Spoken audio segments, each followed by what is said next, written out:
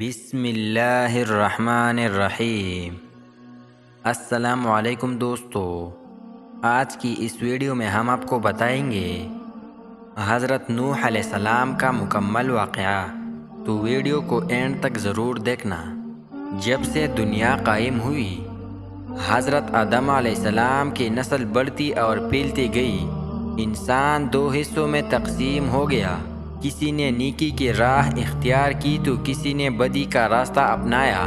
جس نے نیکی اختیار کی وہ صراط مستقیم پر رہا، جس نے بدی کا راستہ اختیار کیا وہ اللہ کے غضب میں آ گیا۔ صراط مستقیم پر چلنے والوں کی تعداد ہمیشہ کم رہی، گمراہ انسانوں کی تعداد زیادہ رہی۔ ان گمراہ لوگوں کو راہ راست پر لانے کے لیے اللہ کے نبی آتے رہے۔ حضرت آدم علیہ السلام کے زمانے کے بڑے عرصے بعد اللہ نے حضرت نوح علیہ السلام کو بھیجا۔ آپ علیہ السلام پر 10 صحیفے نازل ہوئے تھے۔ آپ علیہ السلام کو آدم ثانی بھی کہتے ہیں۔ آپ علیہ السلام کے زمانے میں بھی گمراہی پھیلی ہوئی تھی، صرف چند لوگ ہی نیک تھے، اکثریت گمراہ لوگوں کی تھی۔ آپ علیہ السلام نے اپنی قوم کو راہ راست پر لانے کے لیے تبلیغ شروع کی۔ وہ لوگ ہر قسم کی برائیوں میں مبتلا تھے، چوری، بے ایمانی، امانت میں خیانت کرنا، ماں باپ کی خدمت نہ کرنا، کمزوروں کو حقیر سمجھنا، دوسرے کا مال چھیننا عام بات تھی۔ امراء اور سرداروں کا طبقہ غریبوں کو پریشان کرتا تھا۔ اس کے علاوہ وہ لوگ بتوں کی پوجا کرتے تھے، بتوں کو خدا کا درجہ دے رکھا تھا۔ ان کا خیال تھا کہ اگر بت کی پوجا نہ کی جائے تو بت ناراض ہو جائیں گے۔ حضرت نوح علیہ السلام اپنی قوم کو دعوت دیتے، اچھے کاموں کے کرنے کا حکم دیتے، برے کاموں سے روکتے تھے۔ وہ کہتے تھے کہ بتوں کی پوجا نہ کرو، صرف ایک اللہ کی عبادت کرو جو سارے جہاں کا پروردگار ہے۔ وعظ و نصیحت کی غرض سے ایک روز آپ علیہ السلام نے ضیافت کا اہتمام کیا۔ ضیافت میں ہر حیثیت اور طبقہ کے لوگ شریک تھے۔ آنے والے مہمانوں میں غریب بھی تھے، امیر اور سردار بھی تھے۔ صاحب حیثیت اور سردار غریبوں کے ساتھ اٹھنا بیٹھنا پسند نہیں کرتے تھے، انہیں حقارت سے دیکھتے تھے، نفرت کرتے تھے۔ لیکن حضرت نوح علیہ السلام نے سب کو یکجا کر دیا۔ لوگوں نے ضیافت کے اہتمام کا سبب دریافت کیا تو آپ علیہ السلام نے فرمایا، بھائیو، ہماری قوم کے لوگ میں بگاڑ پیدا ہو گیا ہے۔ سب سے بڑی خرابی یہ ہے کہ طاقتور طبقہ کمزوروں پر حاوی ہوتا جا رہا ہے۔ جو کمزور ہے وہ بھی ہمارے ہی بھائی ہے۔ تم غریبوں کے ساتھ اٹھنا بیٹھنا پسند نہیں کرتے، تم لوگ ان سے نفرت کرتے ہو، اور ان میں جو بھوکا ہوتا ہے تم لوگ کھانا نہیں کھلاتے، تم لوگ اپنے ماں باپ کی خدمت نہیں کرتے، دوسروں کا مال ناجائز طور پر کھاتے ہو۔ یہ تمام شیطانی کام ہے۔ اس کے علاوہ تم اپنے ہاتھوں سے بنائے ہوئے بتوں کی پوجا کرتے ہو۔ یہ بت تو تمہاری ہی طرح مخلوق ہے، اور یہ تو تم سے بھی کمتر ہے۔ یہ کہا کہ عقل مندی ہے۔ میں تمہیں ایک بڑے عذاب کی خبر دینے آیا ہوں۔ مہمانوں میں سے ایک شخص نے کہا، عجیب شخص ہے، ہمیں کہنے چلا ہے کہ ہم اپنے معبودوں کو چھوڑ دیں اور ان کی عبادت نہ کریں۔ حضرت نوح علیہ السلام نے ان سے فرمایا، میں یہ نہیں کہتا کہ عبادت چھوڑ دو، عبادت کرو صرف اس ہستی کے جس نے ساری دنیا پیدا کی ہے۔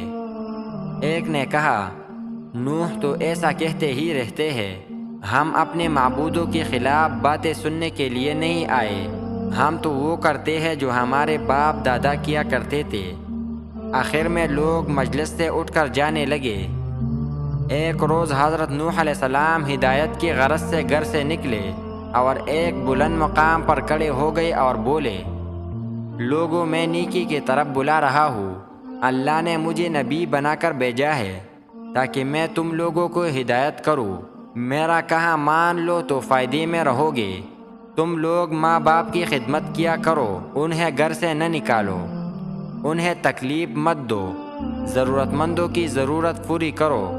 ہر کمزور طاقتور کا محتاج ہوتا ہے۔ بات بات پر لوگوں کی جان نہ لو، یہ کام خدا کو پسند نہیں ہے۔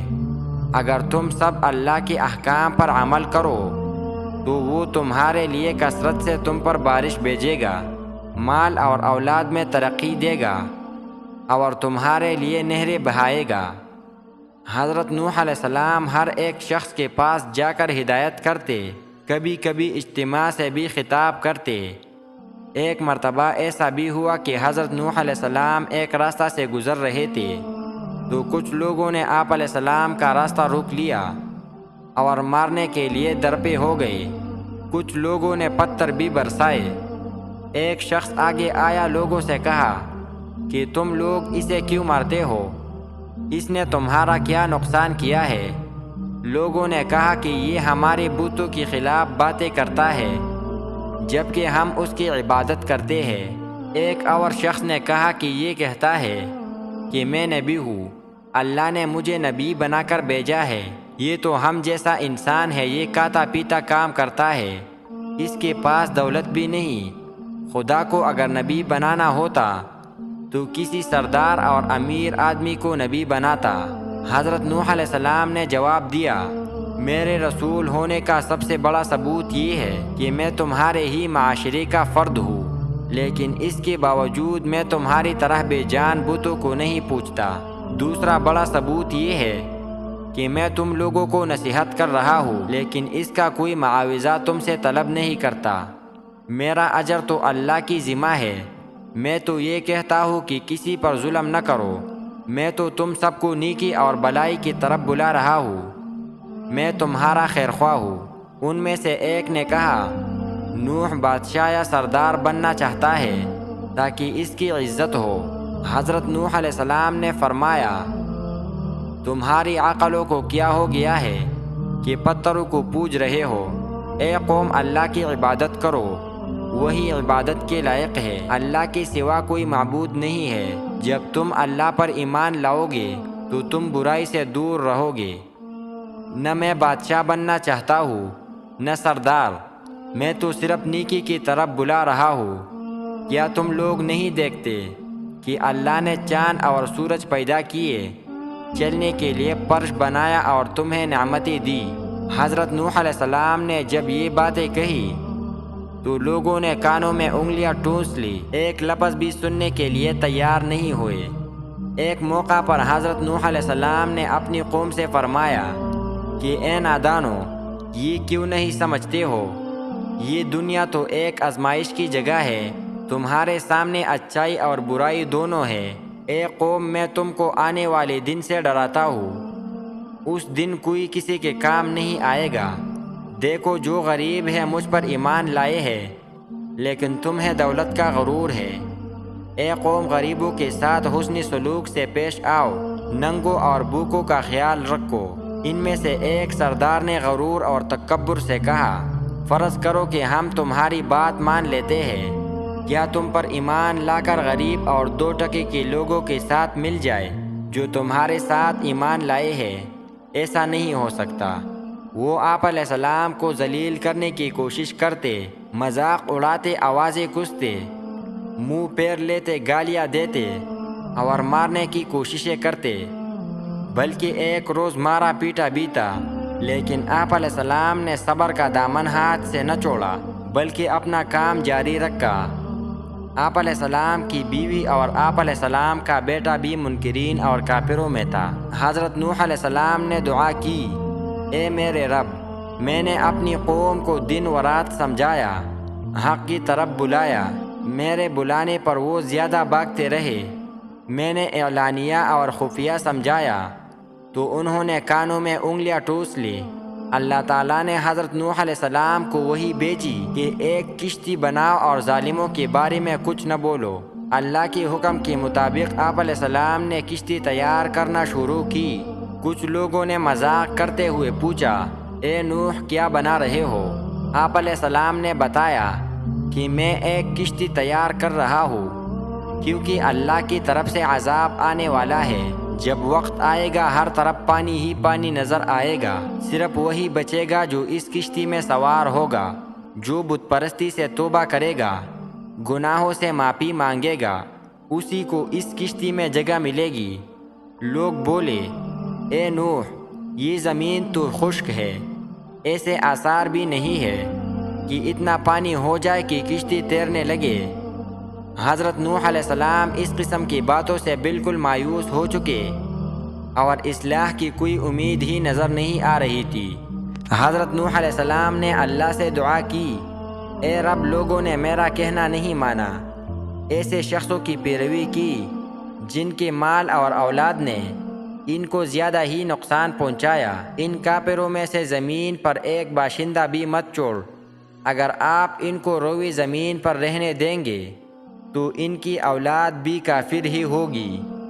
آپ علیہ السلام کی دعا قبول ہوئی، اللہ کا عذاب آ چلا، گھر کے تنور سے پانی ابل پڑا، پانی کا ریلا تیزی سے بہنے لگا۔